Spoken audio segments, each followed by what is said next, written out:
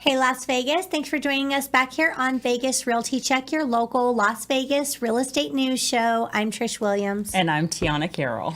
And before we get into our show today, it's not Vegas news whatsoever, but I do want to just send thoughts and prayers for Maui because I was devastated and crying this morning looking at what is going on over there. I'm so sorry for Maui.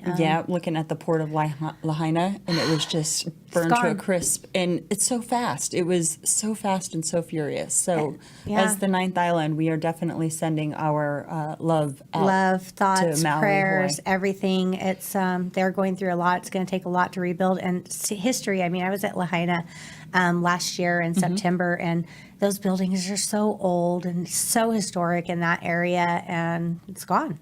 Yeah. So that's gone. sad. But back to Vegas. Which isn't on fire yet. Matter of fact, we're in an alternate universe because today is, what day is today? What of August? The 10th of August, and it's raining. It's raining, yeah. It's raining in Vegas in August. I don't know what's happening. You know, just real quick, this just brings you back to the thought that, like, you never know when a natural disaster could hit. You know, it can just come out of nowhere, unexpected. Like, no one would have expected this. No one's seen it coming. No one could prepare for it. You know, that's just terrible. Ironically enough, I don't know, did I talk about it on the show last month? I read a report that as far as natural disasters go, Las Vegas ranked as number one in not being subject to natural disasters. Let's not jinx that. All right, where's the wood? Knock on wood. Yeah, this was a report that I read, and because we don't have hurricanes, tornadoes, tsunamis, tropical storms, earthquakes, any of those things that really do damage or take down. Not saying that we wouldn't at some point have an earthquake. We have some huge fault lines here in Vegas, and Black Mountain is an inactive volcano. So I mean, we have risks. No, there's risk, but you know, historically nothing has happened here, and we did have, you know, a few earthquakes that maybe something jiggled off a shelf, but it's not taken down buildings or anything. Yeah, and I look into those fault lines quite often because my home is actually located very close to a very big one, so that's scary. But you know, it's like 110,000 years, and who knows when no one knows when the last one was. So hoping we got a few more generations before that happens. Right. But as far as natural disasters go, Vegas is someplace you can move if you don't want to live in a natural disaster area. Yeah. So another plus for us. You don't need a storm shelter here. We don't even have basements, so. Yeah, there's a few. There's a few, but I'm not going to count it as most of the city. They're mostly cosmetic, just like, oh, this is cool, we have a basement, but they're not. Like a game room. Yeah, it's a game room. They are always game rooms, aren't they? They are always game rooms. Yeah. There's bomb shelters here. There's in the old. There is. What is it, like McNeil Estates? Yeah. Like the little 50s, the little 50s and 60s homes. Some of those homes have some pretty cool bomb shelters. So that's awesome. That's awesome. Wouldn't it be cool if that was like standard for all real estate in Vegas? Like, have a bomb shelter just in case. I'd love to have a bomb shelter. Just say I have one, but yeah. Right. So let's get into our numbers. Today is our market report. Today is our market report. So we're going to go over everything that happened in July, and we call it our August market update. And before we do that, let's talk about what happened this week. Okay, this week in particular, we had 3,449 homes that sold. That are available. You can buy those 3,349 on the market, single family homes. Yep. Mm-hmm. Yep. 40. 91 coming soon. So there's a lot about to hit the market. Oh, I didn't pull coming soons today. Oh, I did differentiate. Did I send it to you as coming soon? Sent me coming soons this morning. Oh, I did. Look at that text. Okay, so that's supposed to say contingent on sale. Oh, okay. All right. So there are contingent on sales. There's 91 of them total, but only 3 of them are from the past 7 days. Okay. All right. But I guess we can look at the coming soons. Should I pull those up? You know what? I have some. I pulled up the Market Watch for the week, so we can get into that too. And that has coming soons as well, which is close to 90. I got it. Well, it's 121 now that I'm looking at it here. Oh, I pulled it last night. It was 80, so some more must have gotten listed this morning. Did you do the map? No, I just did the 7-day market watch for Las Vegas. Okay, so let's go to the map. Um, Yeah, our, 109 now okay.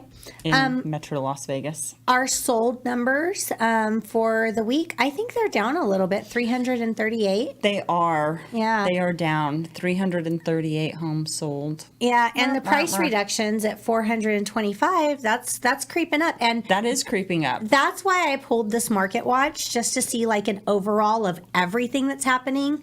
One thing that I have noticed, which we are going to talk about on next week's show, is escrow drama, like escrow fallouts, escrow drama, things that are, good. that can be going wrong in real estate, because let's be honest, it's not all rainbows and butterflies every day. And we're in a weird season right now where, I'm sure rates are having a big impact. Rates, high prices, low inventory.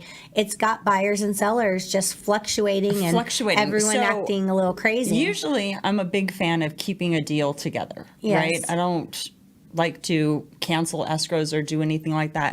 Last week, Wednesday, Thursday, and Friday, each day, out of escrow. I'm like, 3 days and 3 escrows? That's messed up, man.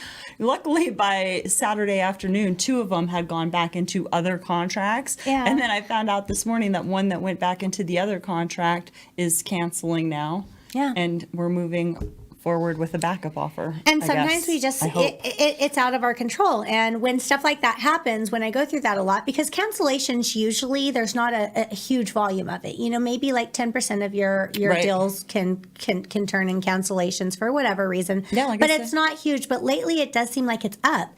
And that was, it always makes me wonder, is it me? Or you got self-doubt. Everything's my fault. Did I do that? What am I doing wrong here? Yeah. Or is everybody experiencing this? And that brought me to the back on the market numbers for the week. We're at 205 that came back on the market. That means that they were in escrow and they canceled for whatever reason. They're back on the market. That's a large number. That is a large number. That's a large number. When our contracts are for the week, we have 317 shows and 535 no shows. So let's say that's a close to 900 under contract. But 205 of those coming back on the market. That's a pretty significant amount of number, and I think it just goes to the buyers. The buyers seem to be the ones that are canceling. And one thing that I've been seeing a lot, which we'll dive into this a lot more next week, but I'm blaming the lenders. I'm sorry guys, but I am very upset with the lenders right now, because rates are high and rates are going, they're going up, they're changing rapidly. They change day to day. We all know that. So many lenders are pre-approving these buyers. They're saying, yeah, you're approved for this amount. The rate's going to be around here or whatever. And I get it. Usually it is traditional to disclose all the final fees once we're in contract, because that's when they can lock those rates and lock those numbers in. That's when it happens. Very traditional, very common. However, I've been seeing a lot of buyers where they're like, this is the first time they've seen these numbers and they're not okay with it.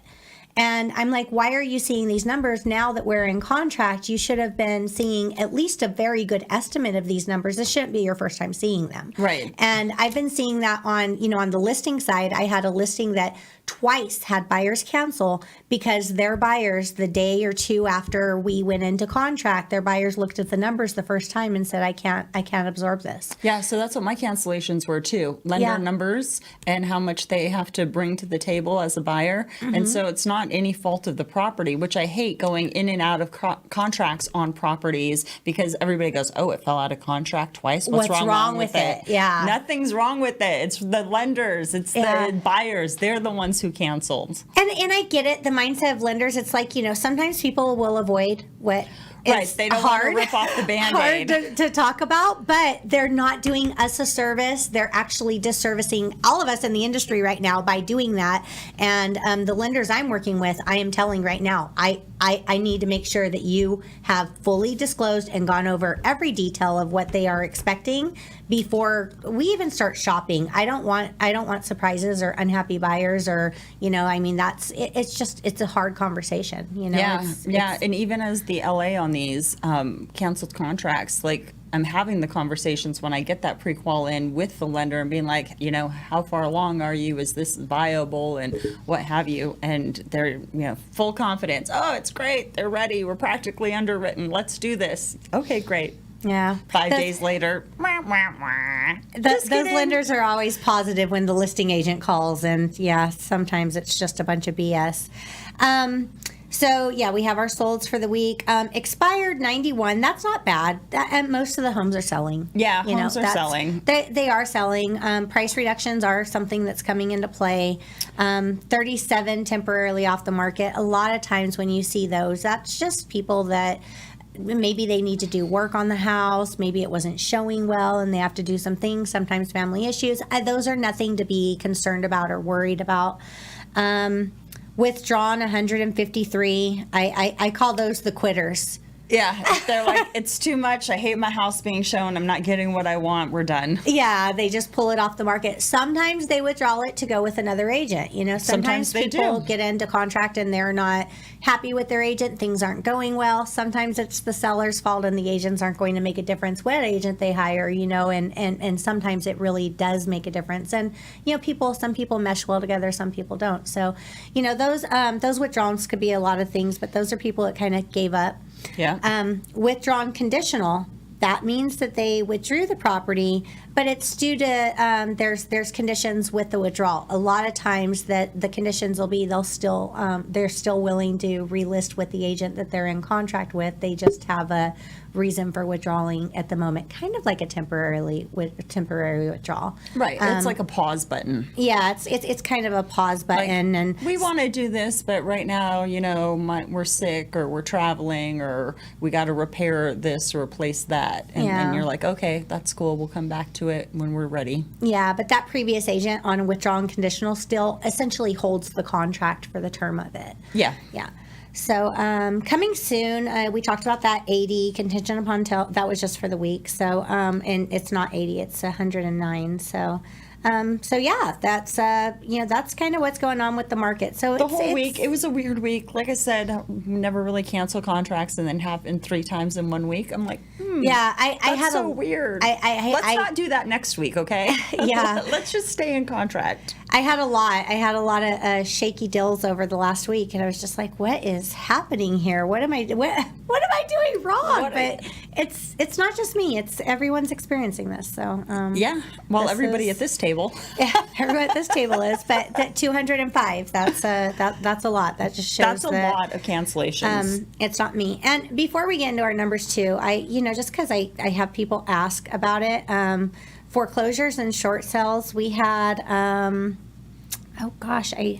didn't do the final count number here, but it was in the 30s on foreclosures and I think around 16 on the short sales. And those are up. Yeah, those are up. That's why I pulled it up. I was like, wow, those are a little bit up. I'm just surprised to see that number going up. The highest price foreclosure right now on the market, $769,950. And the lowest price foreclosure that we have on the market right now is on my 5th page here at $110,500. Wow, that is 36 First Street. Want to get a deal? It's a single family residence. Is it a single family? It's not even a condo or townhome? Yeah, 83118. Where is 83118? Because this may have pulled all of Nevada. I'm thinking it pulled all of Nevada. I don't even think that's in Las Vegas Valley. How could that? I don't even know where First Street is. Wait, when First Street it was be built downtown? in 1930, though. Like nothing in Las Vegas is built in 1930. Look up 89138. Okay, hold on. What? So code, 89138? Yeah, I think that's one of those like rural I don't know. cities outside of Las Vegas. Let's see. Okay, so that's wrong. That gave me 138 is Summerlin. Okay, well the address here is look up Just give me the 36 MLS. First Street. Yeah. Okay, well. See, we're doing some research here live on the show because we got to get to the bottom of this because I do not think this is in 36 Vegas. First Street, zoning, single, town, McGill. Oh, okay. So you'll be outside of Vegas in a little stick town. But $110,000 for a single family home. house. Look, now I got to check it out. I'm like, okay, what's going on here? Yeah, it's cute. it could use some work, but it's old, Yeah. 1930s, 1,300 plumbing, square electrical. feet. Yeah. Oh, look at how cute Yeah. on the mountain. We're shopping. Okay. Yeah. Okay, this is why I shouldn't have a laptop with me. I'll just play with it all day. That's the lowest price foreclosure in Nevada. In Nevada. So and these numbers are all of Nevada. So really, I'm sure if I would have got it zoned down just to Las Vegas, it would have probably been a lot lower on all those numbers there too. So to our market stats. Woohoo! We got lots of those. Yes, we do. All the information's. Again, these are everything that happened in the month of July, and we're covering at the beginning of August, so that way we know what happened. So, how many units were sold last month? Last month, single family units, we had 2,041 sold, down only 1.2% from the year before, so Right. not bad. Not bad. Not bad. But last year in August, we were kind of slow, so maybe, I guess, in perspective, that could be, a little could bad. be But why. 1.2 is not a substantial number. Right, and 2,000 sold for a month is not a lot of sales. No, it's not. It's not. Median home price of units sold was $450,000, which is down 3.2%. Right, a little Okay. bit of a dip. Yeah. New listings in single family homes for the month was 2,354. That was down 47.2%. That's why we're seeing this low inventory, of course. Yeah. Yeah. Yep, because that's not a lot of homes coming on the market at all. And Right. that median price there was $475,000. Yeah, down 2% from last year. Yep, Effective availability, back to low inventory. so low. Not even 2 months, man. Not even 2 months, 1.7 months. So I don't know. And that's half of what it was last year. Yeah, 51.3%. So if those numbers keep going down, we could run into some serious issues there. Well, it's kind of what's keeping us stable. It is keeping us stable. That's what's keeping our prices stable. Yep. Is there's not a lot of inventory on the market. Yep. Do you want to hit on some condos while we're... Yeah. Because those were everything we were talking about for single-family homes, but we also track the condo townhome numbers. And so condos and townhomes, there were 610 units sold last month with a median home price range for those condos of $273,500. Yes, and that is up Both of them. 0.07%. Both of them are up. Yeah, Yep. and those condos and townhouse prices, those are going up. I mean, those are up. Those are up. pretty substantially. And people will say like, "Hey, I want a single family home, 300,000." I'm like, really? That's condo townhouse range. That is condo townhouse there's a few. range. And there's a variety of living options in those condo townhomes. So some of them are like apartment conversions, and some of them have courtyards or backyards or patios or something. Yeah. So you get outdoor space. So I have those a are cute interesting little to look into. I have a cute little townhouse that just went into contract again today or a couple of days ago, and that one has a yard, 2-car garage. It has even a courtyard, so it's a single story. So yeah, there's options for condos and townhouses that can be nice living and options. it's not the stereotypical, like an apartment feel. Some of them feel really, really homey and have some outdoor space or attached garage, or at least detached garage, which is very desirable. Yeah, And, absolutely.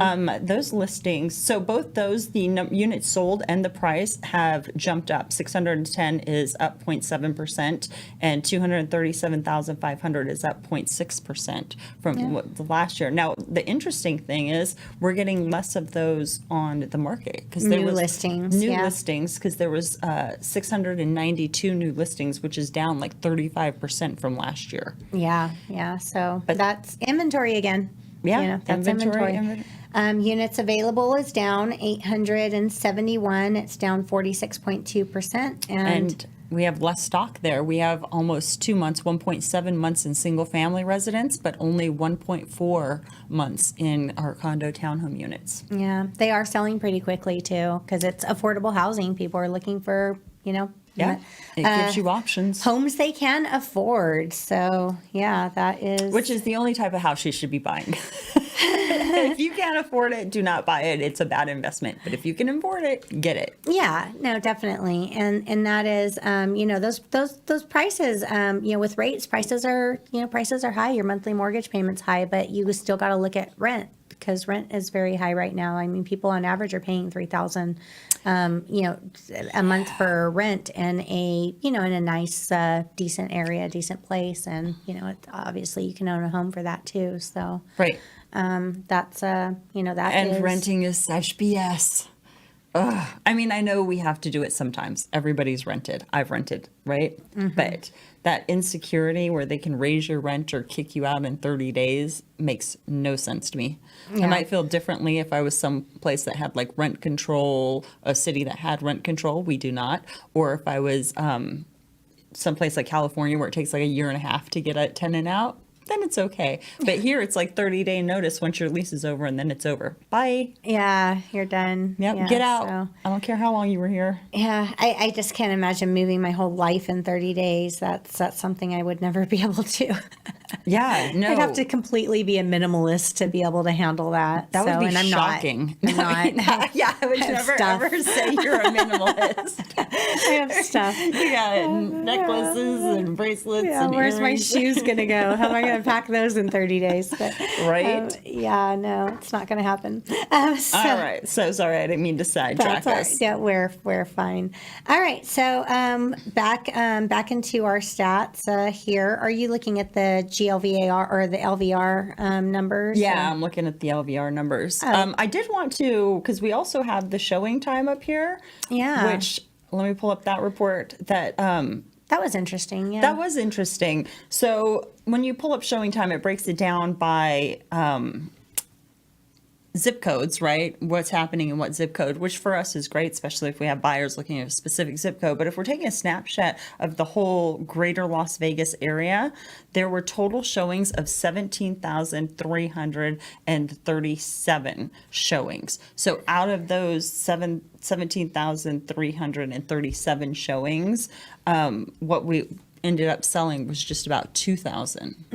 So And that is showing time. So just for clarification of what showing time is an automated service that a lot of realtors will use to schedule showings. It makes it to where we don't have to put our sellers' contact information in the MLS or their phone numbers or anything. The showing time service makes it really automated and a lot easier to use. Most realtors are using it. Makes it very convenient on us Yeah. in scheduling and navigating through that. So showing time doesn't incorporate every single showing. right, because there's a lot of showings that are contact the owner, or you have to make an appointment with an agent or whatever. But Or key any and no one notifies anyone, they just show up there. But now I'm seeing a lot of people, even if it's key any, they want showing time to know when people are coming, just to track what's going on at the house. But yeah, and I've seen it a lot with like mechanical lock boxes. Yeah. That might be a key any, but you have to use showing time, and then it's automated. Like, great, go. yeah, So it there's- just gives you the code. And the benefit of showing time, which I always tell my sellers, is like,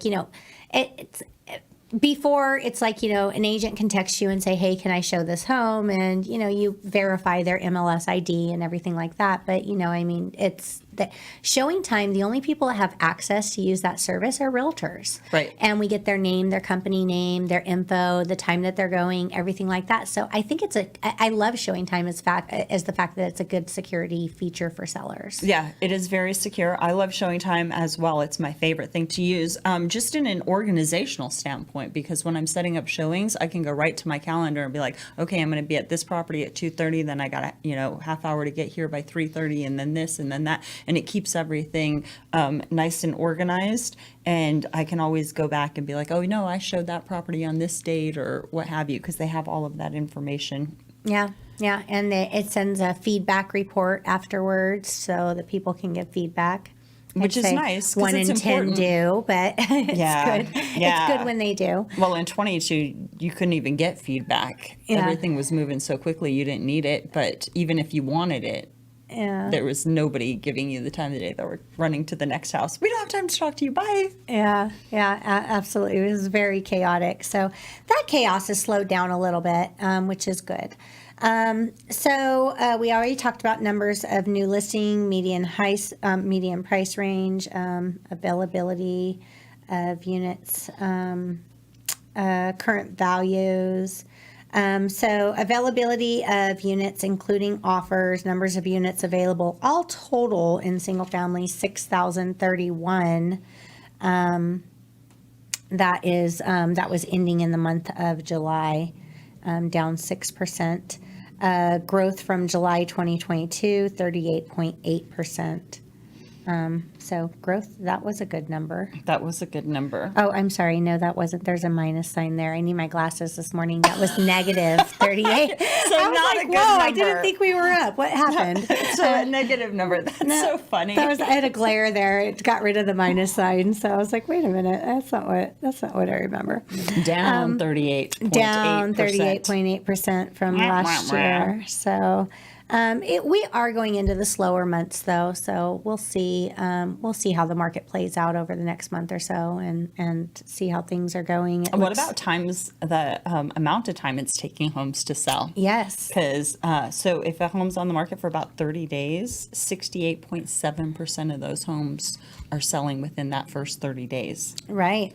In June, that was 65.5%. So we're actually up from June. We are up from June, but not from July of 22, because that was like 83%. Like most of the homes were going in that first 30 days. Yeah, but July of 22 was still okay. It was an okay July, month. It was August, like August is when it started slowing down a lot. I saw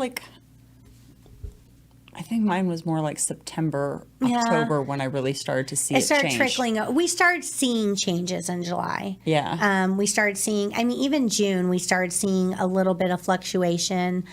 July is when we were like, oh, something's going on. August is like, I really think something's going on. And then by September, we were like, it kind of sucks right now. Yeah. And then by November, we're like, get a house now. You can get seller concessions. Do this. There were so many deals. There were some sweet deals in October, November, December last year. There were some sweet deals out there because people were panicking, and some of our listeners who listened to the show, they jumped on the bandwagon when we told them to purchase, and they did, and they got seller concessions, and they're happy as a hog in mud, and they're just like, yay. Well, I know in January this year, I had like 6 or 7 new construction deals that buyers.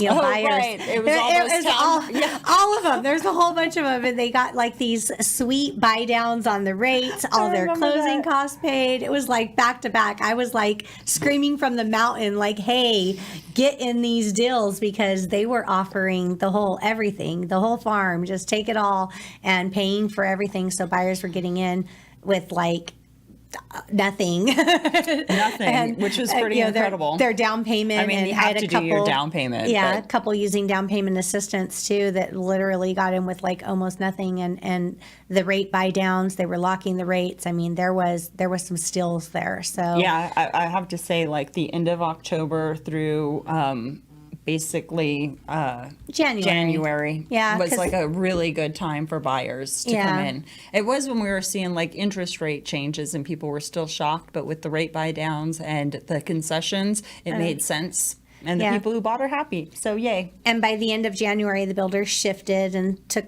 away all those closing costs. They set it to a limit, and then they started going with the adjustable rate mortgages instead of the buying down the rate. Yeah, it's so crazy that was just January, because we've had so many markets this year. Like this year and last year. We've been, that's why I've been like, real estate is, it's been chaotic. It's been a little bit wild, but I'm all in for the chaos and the wild. Yeah. So back to days on the market. Homes that are selling within 1 to 60 days are 14.5%. Well, 31 to 60 days. Yes, 31 to 60 days. We're going to get you the glasses, girl. We're going to get you glasses. I'll start wearing glasses on the show. What's going on here? 31 to 60 days, that was 14.5%. That was down from June, which was 15.8%. So that's good. We're talking 31 to 60 days, so it's probably down, and that turned into the more 30-day market. Right. Well, that only is because our going in 30 days is up. Right. So that changed it. And then 61 to 90 days is only 7.5%, which is also up. Yeah. Yeah, also just by like 7.2%. And then last year that was 3.2%. So that number's up quite a bit from last year. 120 days, going from 91 to 120 days, 3.9% of those are taking that long to sell. And those are down. Down 4.3% from the month before, and 0.076% or 0.7% from last year. So up from last year, of course. And then 121 days plus. Those are the homes that are on the market for a while. It's like 5% of the homes. Yeah. So that that's is such a minimal amount. Yeah, that's not bad. And that's down, of course, too. So homes are still selling. Homes are selling. Yeah, they're still selling. We have a pretty good market.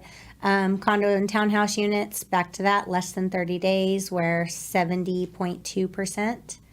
Down a little bit from the month before at 65.9%. Yep. So those are moving faster.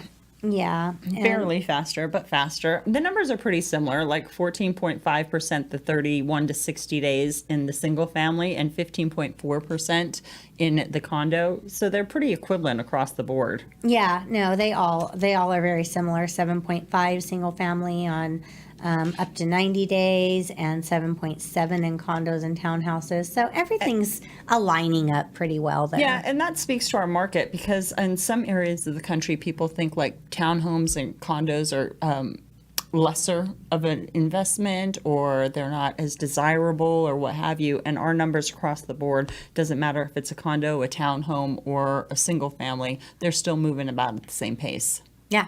Absolutely. Pretty dang similar. Absolutely. Closing prices, median closing prices, we already touched on that. We did. Single family, $450,000 is our median home closing prices. Those are, median priced homes are basically like your just average buyers, first time home buyers, people that are just getting into the market. And, we're seeing that, that number staying pretty stable. And 450, that's a pretty average number for. Yeah, I think in some parts of the country they have a mindset that we're still a $250,000 single home, and that is not the case. We are inched up with majority of other urban cities and have that median in that 450, which is down just a bit because we were scratching like we were like 467, I think. So we were up just a bit, and we have come down, but. Houses are still moving. The houses that we do have, the inventory is keeping us stabilized. Yeah. And our availability at the end of July, 3,524 units. So that was up 4.2% from June. So that is, we did not get under 3,000 in August. Well, August hasn't ended yet, but. Well, literally August just started. Okay, we'll see. We're like 10 days in. We're a third of the way through the month. Come on, man. We'll see how the month goes. But I don't think that we have enough movement to get under 3,000 based off of what's coming on the market and what's there. But we'll see. This week has been about what it has been coming on and going off. There really hasn't been a lot of change. So I think you're right. Yeah, there is still a lot of activity, a lot of people shopping. I would say showings are probably just based off listings. I kind of gauge that just off listings, and when they go on the market, I can always tell the day that the listing goes on the market, like how the market's going to be this week. Yeah. So if you get 20 showing requests in that one day, you're like, whoa, there's a lot of people out shopping right now. And when those showing requests are down, off a new listing that's attractive and has a lot of things to offer, it's like, okay, market's going to be moving a little bit slower. Doesn't mean it's not selling, doesn't mean it's not going to sell. Sellers, some sellers like freak out the first day, when they get their home listed and they don't have, a lot of showings. They're like, what's going on? No one likes the house. I'm like, it's only been a day, so let's wait it out a little bit. And when you come on the market, you're on the mercy of the available shoppers at that moment. There might be different shoppers next week or in 2 weeks or 3 weeks that will be the right person for your house. Yeah. Things change so rapidly. Every day is a new day. That's putting it lightly. In this market, it's crazy. And today's a rainy day, so I wouldn't expect a lot of showings from anybody on anything on the market today, because I have realized that people will not go out when it's too rainy or too windy in Vegas. We're spoiled. They will go out with the heat. Sometimes, yeah. Depends. When we're in triple digits, people don't want to leave the house. But I don't know. You must have different buyers than me, because my buyers are like, we don't care, let's go. And I'm like, oh, it's 115. Do we have to do this today? yeah, let's go look at land today. It's only We could stay in the car and just drive the properties. Yeah. No, I was out on land a couple days ago looking at a vacant lot and trying to look at the satellite maps to figure out the boundaries. That was fun. It was hot. So that's what we do. That's the not so glamorous end of real estate, right? Right. Like, I have my land shoes that I keep in the car. So when I'm wearing like regular heels or whatever, because I destroy shoes anyway. Yeah. Like, forget it. I'm so bad with shoes. But I have my land shoes, so I throw those on. New construction, frame walks. Oh, yeah. Yeah, they won't even let you inside. They're like, get those heels off. You got to get some tennis shoes on for this one. Yeah, so I do a boot, because one time at a new construction many years ago, I stepped on a nail, and luckily it didn't hit anything important. Oh. Yeah, so now I do have a pair of like lug bottom boots for when I'm in construction. Yeah, got hard hats in the trunk, everything.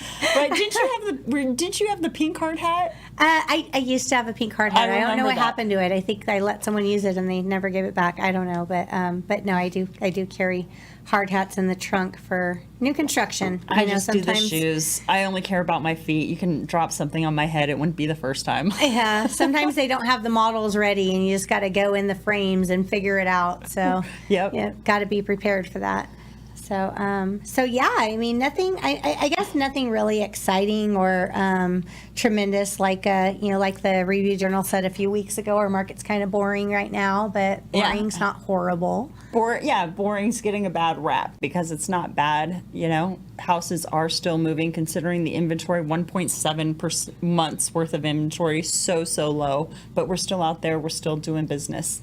Yeah. And I love business. Yeah, absolutely. All right. If somebody wants to do business with you, Miss Ma'am, how do they get a hold of you? So you can call me on my cell phone at 702-308-2878. Call, text. You can email me at Trish@trishwilliams.vegas. And don't email me, just call me. Yeah. You can reach me at 702-379-9948. Call, text me there, and if we go on contract, then we email. Yeah, and we do have a sponsorship link in our description, and the sponsorship is not it's not to pay us. We do this as a service for the community. We definitely do this as a service for the community. So we're, but the purpose of our sponsorship is to help advertising, help get the show out there, help bring better content, bring better guests. We are, we're moving along here. We've been running the show now for 3 years, and we're just trying to make this a source that people know that they can rely on for real estate news. And I think we're doing a pretty good job of it, and informing the community and everything like that. So just using that link at all and donating back to the show can help us in using that for advertising instead of our own funds, which we do.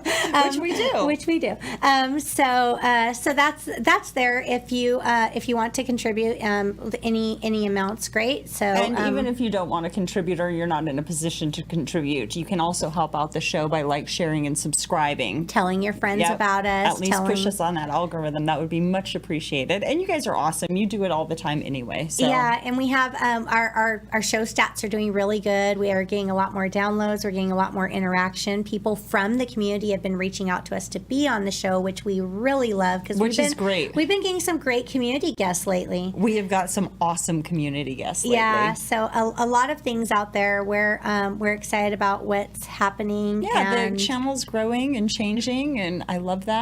And we appreciate you for being a part of it. So thank you. And next week, we're going to be talking about all of the not so fun stuff about real estate. So the escrow horror stories.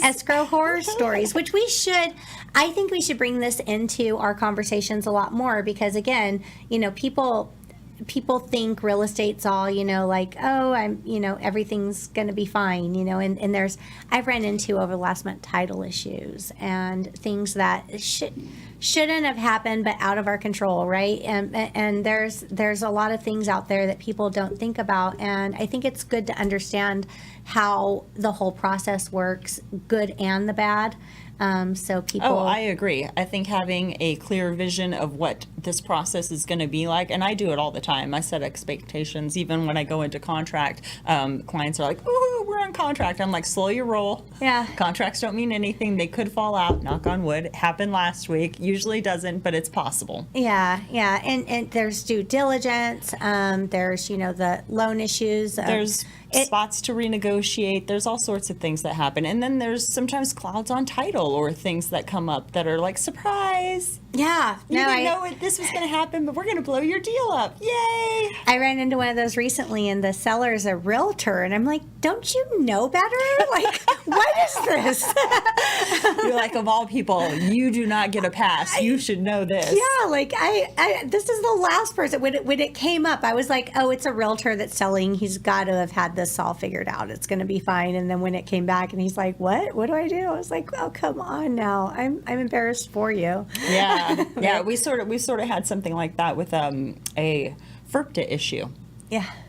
That FIRPTA is foreign investment. If you're a foreign investor, you are subject to the FIRPTA taxes. FIRPTA taxes, which is 20, I think it's 22 or 25% holdback that they do from your proceeds. I do 30. Yeah. I always say it's about a 30%. 30% holdback from your proceeds. So come tax time, that can be paid out. Yeah, to make sure that, because you can ditch the country and right. never you could pay just taxes. be gone, and there'd just be dust. Yeah, and they couldn't get it. And the important thing about that is if the seller's FIRPTA and don't pay the taxes, it can actually come back on the buyer. So FIRPTA is a huge because it's not the seller that is liable, it's the property that's liable for the taxes. Yes. So if you're buying from a foreign investor and they're not withholding that FIRPTA tax, then it sticks with the property. So come tax time, you could be out 30% of that purchase price. Yeah. So that is an important thing. Maybe we should talk. Well, we'll talk about that. We could talk about that next week when we go into escrow drama. And we could do this every month, because I think that's we run into enough. There's enough hiccups in this business that we could do horror stories, but there's a lot of great things too. So there are a lot of great things and a lot of great movement in Vegas. Vegas is still a great place to live and buy and everything. So thank you guys for watching, and we will see you next week. Can't wait to see you next week with those horror stories. Bye, Vegas. Bye.